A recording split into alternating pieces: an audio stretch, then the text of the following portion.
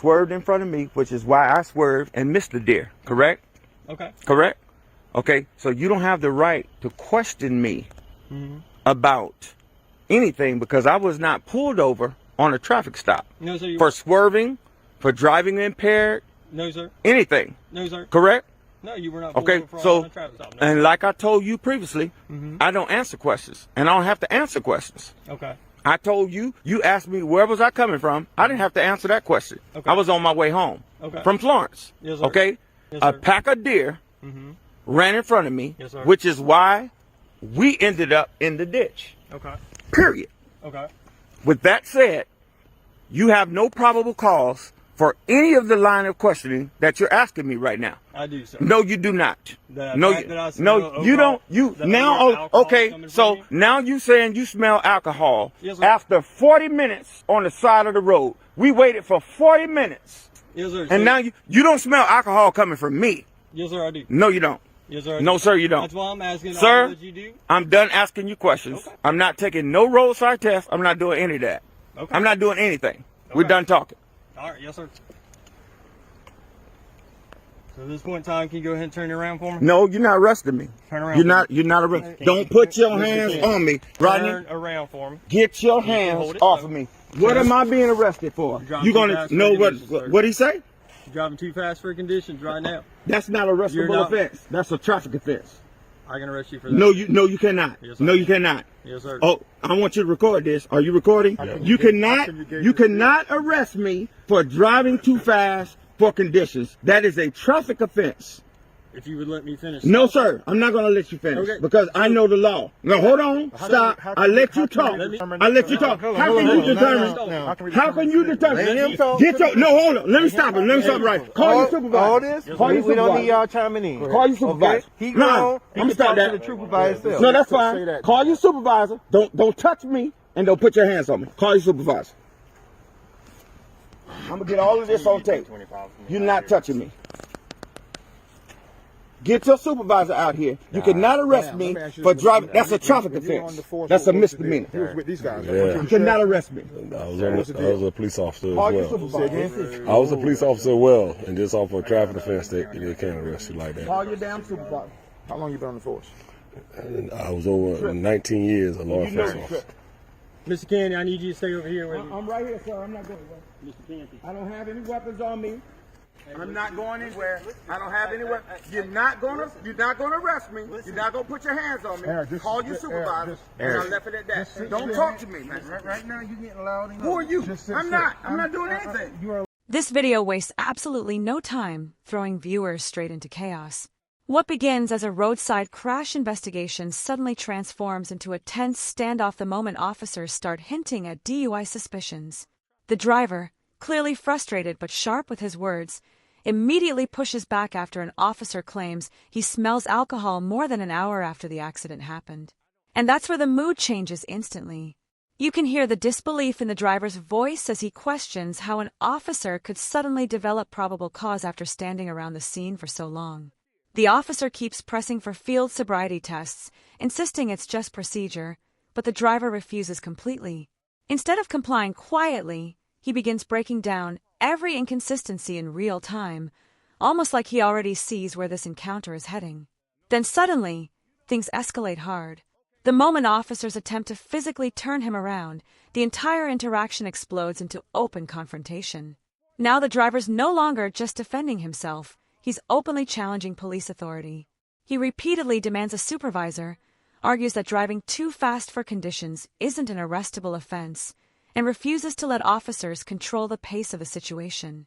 What makes this clip so gripping is the uncertainty.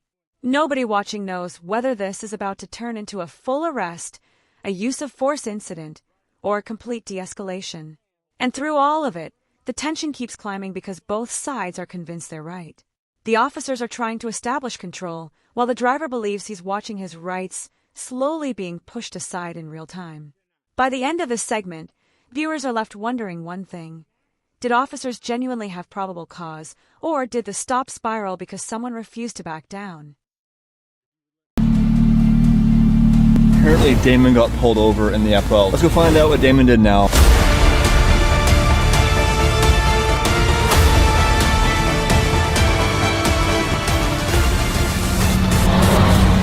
Hey, Damon, we got a little problem, man. Your license, you don't have a license. I do have a license. In California, you don't have a license. 100% I do. I've been through this like 5 times. My attorney's dealt with it a million times. I just ran you, it's not issued. What's that? I just ran you and it states that none was issued ever to you.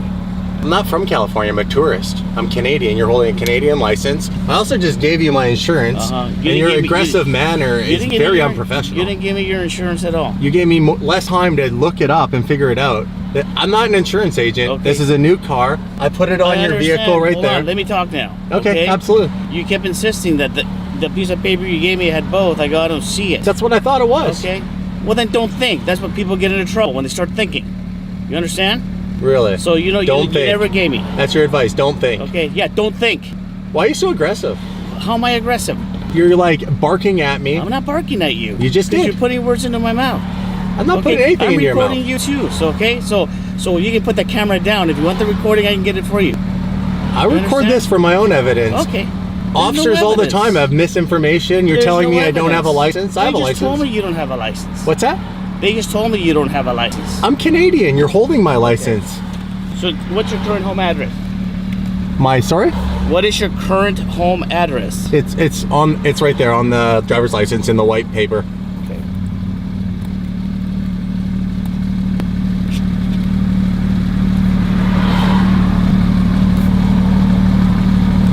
I had this exact thing happen 3 other times, and every time it comes back where this information is wrong, and I get basically whatever fine I gets completely refunded to me, and I go through this whole headache. I'm just gonna block traffic to help the officer. Not gonna like that. I don't think so. I'm waiting to get yelled at. And it's crazy. I don't understand how the system here is so archaic that this information's There's another one. 529 Mike to Sound 51. Hey Dave, you can't stop in the middle of the road. Keep going. I let him know. I'm at Lambo. Where you at? This next encounter starts with confusion, but quickly turns into frustration. An officer pulls over a Canadian driver and immediately claims he doesn't have a valid license in California. The problem? The officer is literally holding the man's Canadian driver's license while saying it. Right away, viewers can feel the irritation building because the driver clearly sounds like someone who's dealt with this exact misunderstanding before. At first, the driver tries keeping things calm. He explains he's Canadian, he's a tourist, and he's already gone through this situation multiple times with attorneys involved. But instead of easing tension, the officer doubles down repeatedly, insisting the system shows none issued. That's where the interaction starts feeling less like a normal traffic stop and more like 2 people operating in completely different realities. Then the tone shifts sharply when the officer starts criticizing the driver for assuming paperwork contained insurance information. What could have been a simple misunderstanding suddenly becomes personal. The officer's comment, "Don't think, that's when people get into trouble," instantly changes the energy of the stop. You can hear the disbelief in the driver's response as he questions why the officer is becoming so aggressive over basic documentation. And that's what makes this clip so engaging. The audience isn't just watching a traffic stop anymore, they're watching trust break down in real time. The driver begins recording more actively, calmly pointing out contradictions, while the officer becomes increasingly defensive. Even simple questions about insurance and registration suddenly feel loaded with tension. By the end of the segment, viewers are left stuck between 2 possibilities. Is this just a system error causing confusion, or is the officer escalating a situation he doesn't fully understand himself? Either way, the stop already feels one mistake away from becoming something much bigger. Brought it. Well, where's the receipt? What? Where's your receipt? I asked them what the receipt is. They ain't give me no receipt. So where's your receipt for that? Huh? Where's your receipt? They don't give me a receipt. Okay. Bag empty. Okay, cool. I'm gonna need a receipt. Go ask them what the receipt Well, is. you ain't getting off this bike then. You Huh? ain't purchased it. You say what? You ain't purchased this bike. Who told you that? Oh, you don't got a receipt. What the fuck that mean? I ain't purchased it? Yeah, that's what that means. You don't have a They receipt. don't. That mean they ain't give me a receipt. All right, so let's go get a receipt then, so you can get. No, you go get it. No, I ain't going nowhere without you. All right, let's go. All right, Where so we let's going? go. We going this way. I'm gonna stay right here while you going no, there. No. Listen. Call your supervisor. I'm gonna tell you this. Call your supervisor. Oh, you gonna tell me what? I'm gonna tell you this. Tell me. You If I don't get making it off the worse. bike, what? You making it worse If I don't for get off the yourself. bike, what? You making it worse. If I don't get off the bike, what? I'm gonna tell you. If I don't get on, worse for yourself. now, Okay. I know You my have rights. I okay. know my rights. I don't Okay. got to show y'all All right. receipt for nothing. This YouTube, cuz. Hey, this YouTube. I ain't gotta show you receipt for nothing. For nothing. Can you send 210 or? Yeah, 210, call 212, all of them. Walks over this way. Hey, all these motherfuckers walking out ain't showing receipts. The brother come outside. The brother guy shows receipt for a bike. They think I'm stealing, bro. All these people just walk past your man with no receipt. As soon as the brother come past, I need a receipt. I just seen 10 people walk out with no receipt or not showing you a receipt. I don't gotta show you a receipt. Who? When is that rules? What law is that? You are being disorderly. What law is that? What law is that? I already said you being disorderly. Disorderly? I'm talking to you. What law is that? I gotta show you a receipt. What law? I have to show you a receipt. I just told you that's their What policy. law? Their policy. Yeah, their policy. Does that trump the Constitution? Come on, man. Come on, man. What are you talking about? Where's the receipt? Do you have a receipt? That's all I asked you. I told you they ain't give me a receipt. Alright, so let's go get one. No, you tell him go get it. Cool. Alright. Go ask the lady in the store if I just bought the bike. We're gonna see. Yeah, we gonna see. Call the supervisor. 9, Go get the receipt. Tell him go get the receipt. They ain't give me no receipt. No priority. Too routine. All these people walking out with bags and stuff. I'm the only person that gotta show a receipt. The brother man, the young black man, gotta show a receipt. I'm not better than you. Caliber badge number what? I'm no better than you. You ain't no better than me. Nope, no better than you. All I'm Hey. asking you to show receipt. Show a receipt. be Is about that your business. policy? Is that law? That's their policy. Their policy. That's their Does that policy. trump the Constitution? Man, Come on, man. Do you know the nonsense rights? right now. Come on. All right. You All right. talking nonsense. Huh? I'm good. Motherfuckers think they can play with me, bro. Like, look at me like I'm a thief. I just asked you for a receipt. I That's know. all we asked. I don't hear nobody else They showing asking receipts. Everybody for receipts. You don't have. Oh, something- everybody showing receipts. If it's a big item like this, It wasn't until TVs, after I came out that I'm gonna tell you, you're being real loud right now. You don't need to be that loud, but you're gonna get ahead. Don't worry Okay. about it. I'm gonna do what I'm gonna talk how I want to talk. I'm a grown ass man. All these people walking out. Okay, say no more. He ain't start asking for receipts till after Say me. no more. This man ain't start. He still ain't asking for receipts. Look at him. I'm the only. This confrontation outside the store turns tense almost immediately because the man on the bicycle clearly feels singled out from the very beginning. Officers stop him and repeatedly demand proof that he purchased the bike, even while dozens of other shoppers continue walking past untouched. And the second he notices that difference in treatment, the atmosphere changes completely. At first, the officers frame it like a simple request to show the receipt and move on. But the man refuses, arguing that store policy doesn't automatically override constitutional rights. What makes this moment so explosive is that neither side is willing to back down even slightly. The officers keep insisting they only want verification, while the man sees the entire interaction as targeted harassment. Then emotions start boiling over fast. The cyclist begins loudly calling out what he believes is profiling, pointing to other customers leaving with large items who aren't being stopped at all. Suddenly, the situation isn't just about a receipt anymore. Now it's about fairness, race, authority, and public humiliation. Every passing second adds more pressure because the crowd around them keeps growing while the argument becomes louder and more confrontational. What really pulls viewers in is how unpredictable the encounter becomes.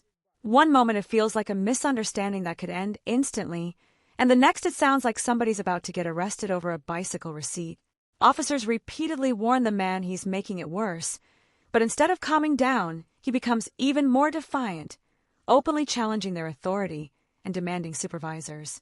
By the end of this clip, the tension feels completely out of control. The officers are no longer casually asking questions, they're moving closer toward detention, while the cyclist refuses to surrender an inch. And viewers are left wondering whether this entire situation could have been avoided or whether it escalated the moment assumptions entered the conversation. You got all these people working here. Y'all go back inside. Y'all ain't. I ain't do nothing wrong. ID on you, sir. For what? Did I commit a crime? Right now, you're being detained. Did I, for what? For what? possibly shoplifting. Possibly shoplifting. Yep. How's that? We are investigating A suspect? All right, come on. Let's move on inside. Y'all can go inside. All right. You're going to go inside with us. For what? So we can. How did you obtain the bike? I told you already. I told him I brought the bike from here. I asked you Where's for the your receipt. 5 times. And I Did told not them ask 5 you? times that they didn't give me a All right, receipt. and what did I Let's ask go you? back inside and check the computer to make sure you purchased the bike. And You then got you'll be 3 up people outta here. Why do I gotta go in with y'all? Y'all got 3 people right here. 3. Why can't one of y'all go in there and check and see if I just bought the bike? All these people just seen me brought the bike. I'ma steal. You have an idea I'ma when steal on Christmas Eve. Do you have an idea? When I'ma steal on Christmas Eve. It's just another day to me, sir. Go check and see if I stole this bike before I even have to show you anything. Cause you asked for ID for what? You ain't even checking them people and asked them if I stole. But you want to see my ID. First of all, the guy asked you for a receipt, right? You said you ain't giving him no receipt. So I said, let me see the receipt. I just and say- you could go about your business. Did I not ask you And I that? told, didn't I tell you they ain't give me a And I receipt? said, let's go and clear it up so you I was can at get on your way. register 4. 11, Well, register yeah, 4. across from 5. I know my rights, bro. Come on, man. Nah. Hey, register 4. Go check. Go check the camera, run it back. I'm not giving y'all no ID for nothing. Y'all ain't running my name. Come inside and show me which register you went. I just told you. Register 4 says they didn't sell you the bike. Register 5 didn't sell you the bike. And register All right, 6. across from 5. Huh? Across from 5. Across from 5. Across from 5. Yes. 4. Sir, across from 5. Nope. Yes. Do you have a receipt? I told you they didn't give me a receipt. All right. Well, let's go back Y'all inside can, so you can. go talk to the I'm supervisor of the store. talking to you. Go talk to the supervisor of the store. I'm not going back inside. This final segment feels like the breaking point of the entire encounter. What started as a receipt dispute officially turns into a detention the moment officers announce the man is now being investigated for possible shoplifting. And from there, the pressure intensifies immediately. The cyclist looks stunned that things have reached this level.